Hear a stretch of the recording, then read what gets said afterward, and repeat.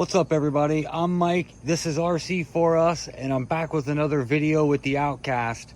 So I've already ran a few packs through it. I got a little feel for the car. I have to say I'm in love with the car. It's definitely in my top couple favorites at the moment. So out with my bash sessions. You guys have already seen the video of the first run.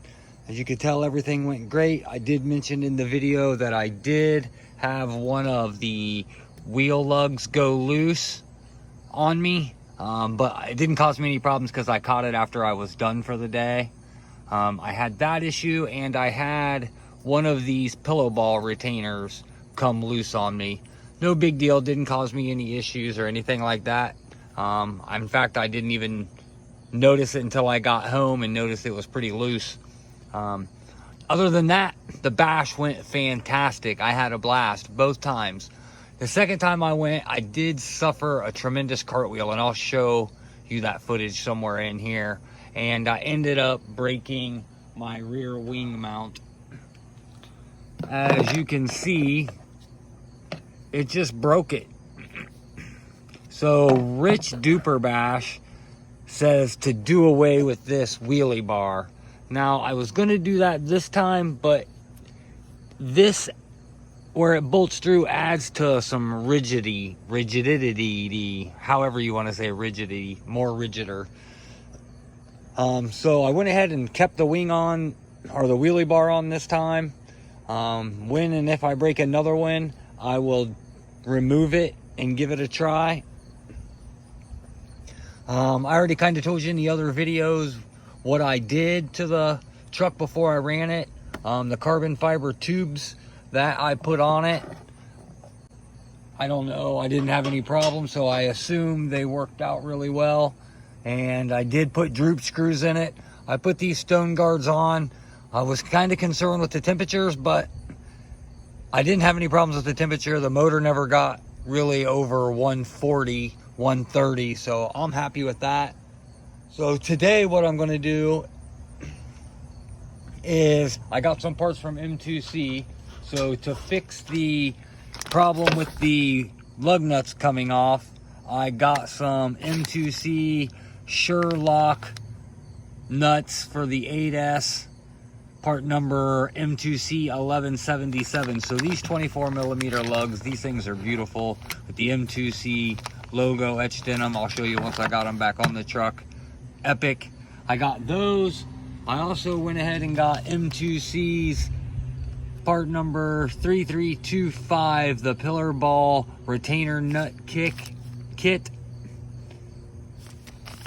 So I'm going to go ahead and install these. Got the Durlin bushings and new retainers. And from what I hear from Rich, there's something that he does different with the threads that make these lock in inside there so they don't back off anymore. And then to finish up my chassis braces, I did get 7075 rod ends, 3586. Now I'm going to put a set on each lower one. I was told it's not mandatory to do it to all of them. So I'm just going to start out with doing these two bottom ones and these two bottom ones, and leaving these plastic with the carbon fiber tubing. I think that's going to be my best bet. And then just while I was on there, I went ahead and picked up, what is this number? 3225 Servo Saver axle. Now, I've never had an 8S car, so I'm a little bit unfamiliar with this. It sets down inside there, and I think it just sits there, and this is what supports the front of the servo saver. So I'm just gonna chuck that on there. It was only a couple bucks, so I figured why not. So let me first off get these braces off real quick, because I am outside and it is getting later, so I'm gonna run out of sunlight and end up going back inside when the baby's awake. So for now, I'll get those braces off and we'll get these ends stuck on it, and I can go ahead and get the wheel nuts on it too. So I'll bring you back when I got everything off. Okay guys, so just real quick, so I got these off and got one done. I didn't realize that I was gonna have to take the receiver box off to get this pin out, so I'm really glad that I'm getting this out of the way now. So I got the receiver box off, which will probably give me a good time to get in there and do that servo axle. But I got this done. I did use blue Loctite on this side. I left it alone on the aluminum, just like the stock. I figured these were stuck in there pretty tight from stock, like the plastic rod end with the big long grub screw. So I just put Loctite on the grub screw and stuck it in there and left it alone like the stock one was. So I'll get the other one put together and then I'll get them back in and I'll bring you back and let you see what they look like all back in. Okay guys, so got the braces back installed. As you can see, that shiny 70-75 aluminum ends. I got the lug nuts stuck on there, but I'll put the wheels back on when I get everything done.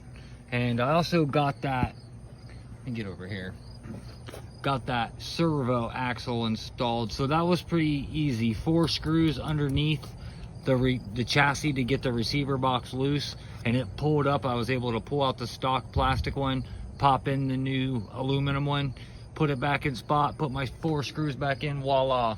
It was actually harder to do the rod ends, but that's all back together. Got the receiver box sealed back up. Only thing left to do now is to replace these pillow ball retainers with the new ones and put the tires on it and let you guys check it out. Okay guys, so I just took the top one out real quick just so we can do a comparison side by side with them. So the M2C is 2 pieces with this Durlin piece and the actual retainer, where the M2C is all built into one, and these are actually plastic, unlike the aluminum ones in the 6S cars. Now I do highly recommend using this tool. Some people may not see it as useful, but what makes this tool so epic and so useful is that when you are pushing on it to screw it in, you can actually push on it and it stays flush to catch the threads.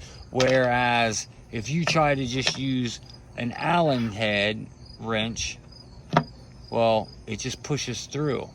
So you can't never really push to line it up nice and flat with the face.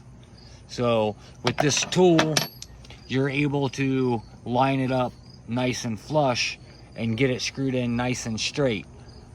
That way you don't cross thread any of these threads in here. Remember, these are a plastic hub and this is going to be aluminum going in them.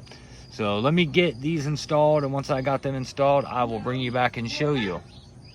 Okay guys, so we got the pillow ball retainers installed. That was super easy. I'm telling you guys, if you don't have that tool, you don't know what you're missing out on. That makes this job so easy. Got those in, got the lug nuts on, got the center brace rod ends installed, and the servo axle. So let me throw the wheels on and I'll bring you back and finish this video out. That way you can see these massive M2C lugs on the wheels. Okay guys, so that's gonna wrap up the video. I hope you enjoyed it.